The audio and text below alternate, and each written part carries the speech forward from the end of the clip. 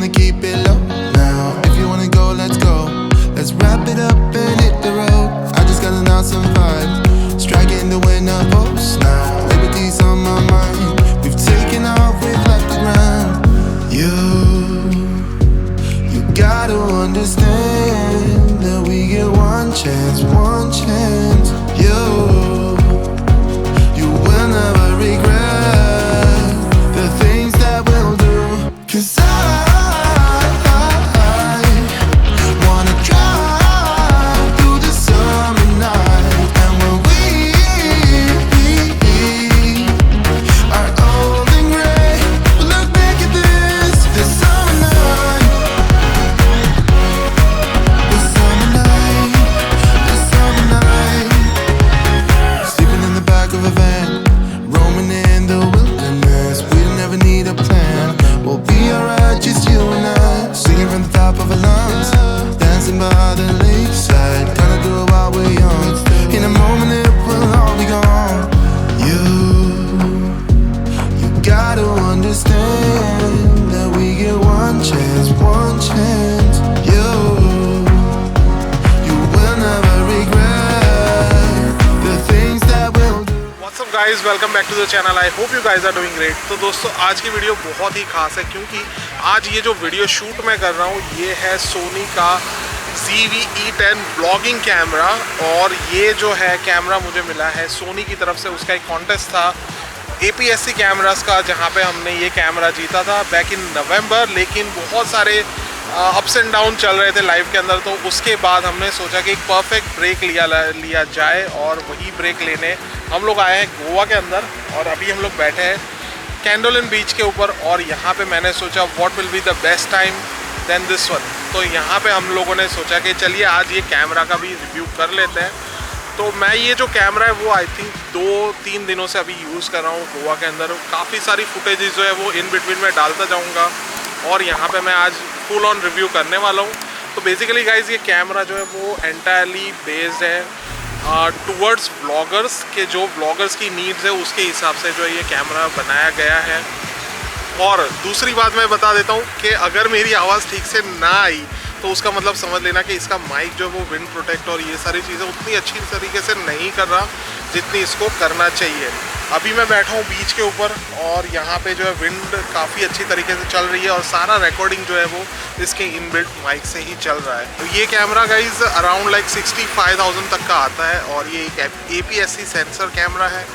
और उसके अलावा गाइज इसके अंदर जो है वो E-माउंट वाले सारे लेंसेज जो है वो इंटरचेंजेबल कैमरा है। तो जिसकी मदद से मतलब आप जो है सोनी के सारे जो E-माउंट लेंसेज आते हैं वो सारे के सारे फुल फ्रेम हो गए, APS-C हो गए, सारे इसके अंदर माउंट कर सकते हो।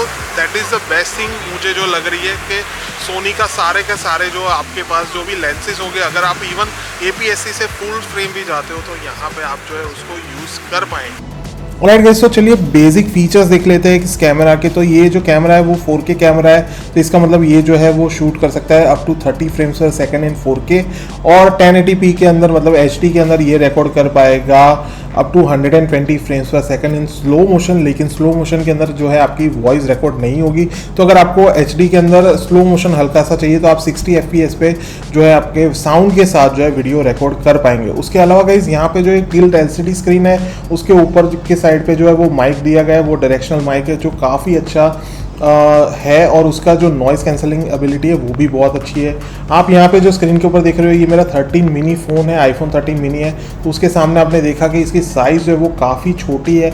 लेकिन दोस्तों इसकी साइज़ पे मत जाना क्योंकि इसके अंदर जो भी फीचर्स है वो सारे के सारे सोनी का A6400 कैमरा आता है उससे भी अच्छे फीचर्स है इसके अंदर। वही वाला सेंसर है जो क्रॉप सेंसर आता है, मतलब APS-C सेंसर है, वही सेंसर इसके अंदर यूज़ करा गया है। लेकिन जो फीचर्स है वो कुछ एक्स्ट्रा ऐसे है कि जो बेनिफिशियल है स्पेशली फॉर ब्लॉगर्स। तो वो सारे के सारे फीचर जो है वो मैं आप लोगों को इस वीडियो के अंदर दिखाऊंगा।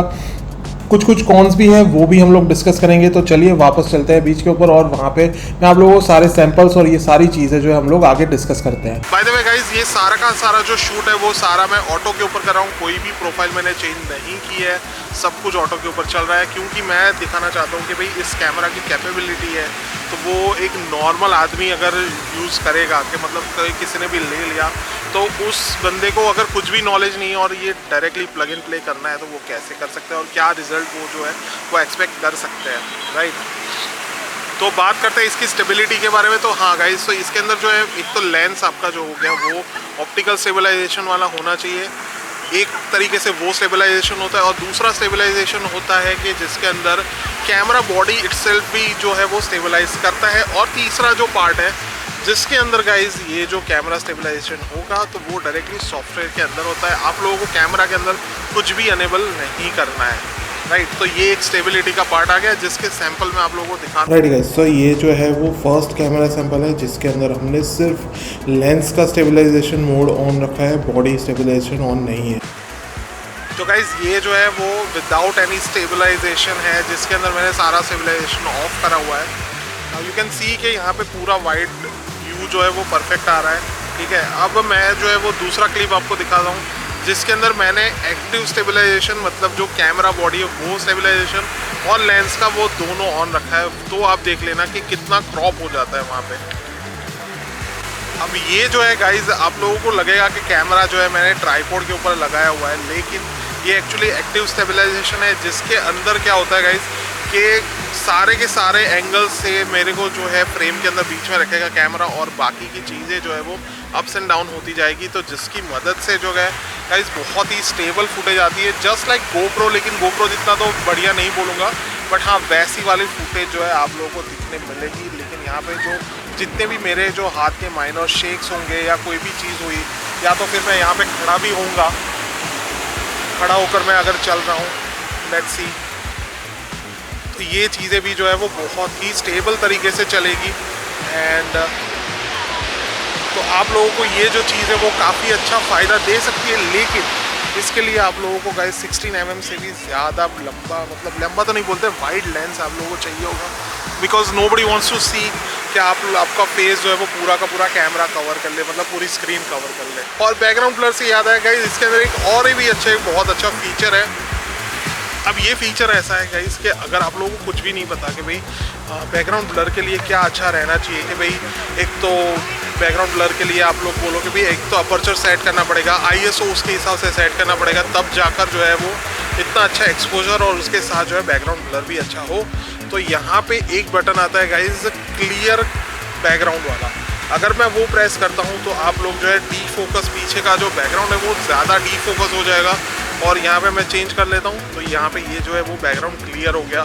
तो यहाँ पे आप लोगों को कोई भी जो है ज़्यादा नॉलेज की ज़रूरत नहीं है, कि भाई टेक्निकलिटी की भी ज़रूरत नहीं है। सो ऑलराइट गाइस, तो अभी यहाँ पे ये जो आप फुटेज देख रहे हो बहुत ज़्यादा आपको वाइड एंगल के अंदर फ़र्क नहीं नज़र आ रहा होगा, लेकिन बैकग्राउंड ब्लर में आपको ज़रूर ही नज़र आ रहा होगा। ये मैं क्लियर कर रहा हूँ और ये मैंने कर दिया एकदम से ब्लर। तो ये जो लेंस आप लोग देख रहे हो, अब ये जो ब्लर है बहुत ही अच्छा आपको दिख रहा है, क्योंकि ये जो मैं यूज़ कर रहा हूँ ये है फुल फ्रेम का लेंस, दैट इज़ Tamron का 20 mm वाला लेंस है ये जो मैं यूज़ कर रहा हूँ अभी। और इसके साथ इसका जो अपर्चर है वो डाउन जाता है 2.8 तक का। तो जहाँ पे आपने 3.5 mm का ब्लर देखा था, यहाँ पे आप लोग जो देख रहे हो वो 2.8 mm वाला ब्लर है। लेकिन आप लोग समझ रहे हो कि यहाँ पे मैं आपको फुल फ्रेम वाला लेंस भी आप जो है APS-C के ऊपर लगा सकते हो, और वाइस वर्सा ये भी कर सकते हो कि APS-C का लेंस जो है वो फुल फ्रेम के ऊपर भी जाएगा। और लेकिन वहाँ पे जो है आप लोगों को सुपर 35 mm वाला जो मोड होता है वो आपको यूज़ करना पड़ेगा in case of full frame shooting, right.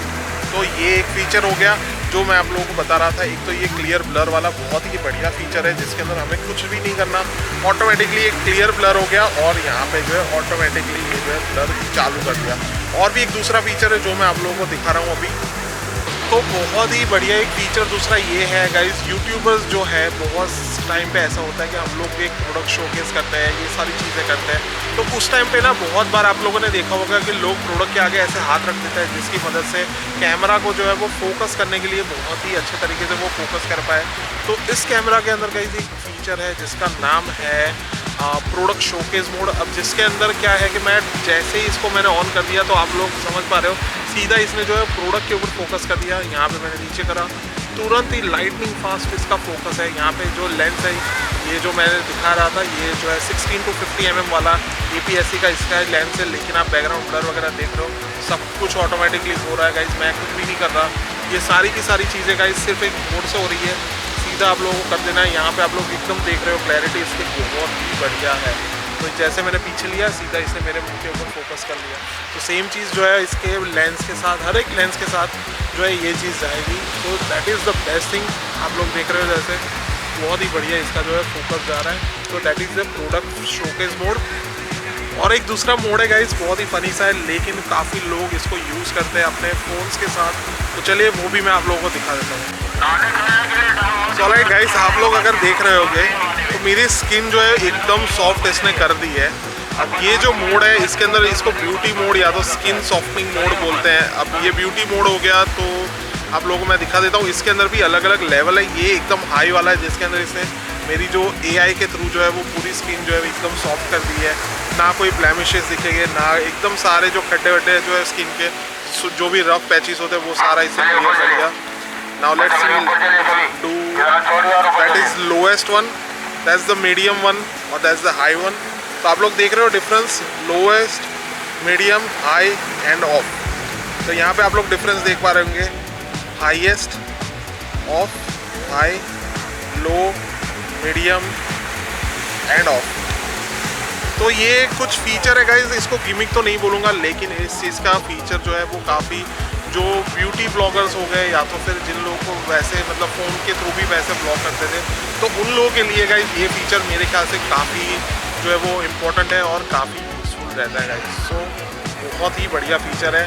अब हम लोग जाएंगे गाइज, अभी बिल्कुल ना सनसेट होने ही वाला है, तो इसके बाद जो है मैं सोच रहा हूँ आप लोग कुछ शॉट्स दिखाऊंगा, नाइट फोटोग्राफी दिखा देता हूँ कि इसके लो लाइट परफॉर्मेंस जो है वो कितना अच्छा है, और वो भी इसके जो स्टॉक लेंस है उसके साथ ही दिखाऊंगा।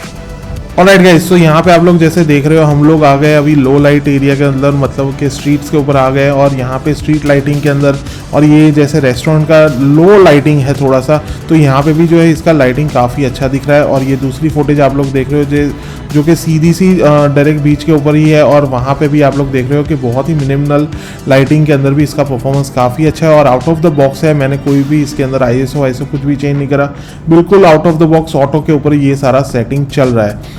नाउ चलिए गाइस, इसके जो है नेगेटिव पॉइंट्स भी देख लेते हैं, जो मेरे ख्याल से कुछ है, और अगर सोनी सुधार लेगा तो बहुत ही बढ़िया हो जाएगा। तो चलिए उसके ऊपर थोड़ी बात कर लेते हैं। तो गाइस, इस कैमरा के अंदर ना 3 नेगेटिव पॉइंट्स है जो मुझे लगे। एक तो पहली बात, अगर आप लोग हाइब्रिड शूटर हो तो आप लोगों को इस कैमरा के अंदर जो है फोटोग्राफी के लिए व्यू फाइंडर नहीं मिलेगा। तो ठीक है, तो ये एक व्लॉगर्स कैमरा है, तो इसके अंदर वीडियो सेंट्रिक फीचर ज़्यादा है, और आप लोगों को फोटोग्राफी के लिए जो है फीचर ये नहीं मिलेगा। अदरवाइज फोटोग्राफी भी आप इससे कर सकते हो, काफ़ी डिसेंट फोटोज आते हैं और सेटिस्फैक्शनरी है। अदरवाइज दूसरे 2 पॉइंट्स अगर देखने जाए तो यहाँ पे दूसरे 2 नेगेटिव पॉइंट्स मैं ये ही बोलूँगा कि इसका जो मेन्यू सिस्टम है वो बहुत ही ख़राब है, और सोनी ने डेफिनेटली इसको अपडेट करा है, लेकिन ये जो पुराने कैमराज है, मतलब ZV-E10 हो गया, A7 III हो गया, A7C हो गया, तो उनके अंदर भी सोनी को अपडेट कर देना चाहिए। उसका रीज़न ये है कि इसके अंदर जो है वो टच स्क्रीन नहीं आता, जो टिल्ट स्क्रीन है वो सिर्फ एक ऑब्जेक्ट ट्रैकिंग के लिए यूज़ होती है। तो वो एक बहुत ही बोलते हैं ना, कंफ्यूजिंग हो जाता है जब आप मेन्यू के अंदर जाना हो, बाहर निकलना हो, ये सारी चीज़ें आपको सिर्फ एक की अपने जो बटन से उसके थ्रू ही करना पड़ता है। तो वो मेरे को ज़्यादा पसंद नहीं है। वो काफ़ी जब भी आपको फटाफट काम करना है तो उसके लिए वो इतना यूज़फुल नहीं रहता। Touch screen is a must, तो वो इसके अंदर मिसिंग है। अदरवाइज गाइस, सोनी का ये कैमरा मुझे बहुत ही अच्छा लगा। इसके अंदर जो फीचर्स है वो काफ़ी हद तक बहुत ही अच्छे हैं, और मेरे ख्याल से अगर व्लॉगर्स के पॉइंट ऑफ व्यू से देखने जाए या तो फिर एज ए बिगिनर कैमरा भी अगर देखने जाए तो ये बहुत सारे पॉइंट्स को जो है वो टिक करता है। और आई डेफिनेटली रेकमेंड, अगर आप लोगों का ये बजट है तो आप लोग डेफिनेटली ये कैमरा के अंदर जा सकते हो गाइज।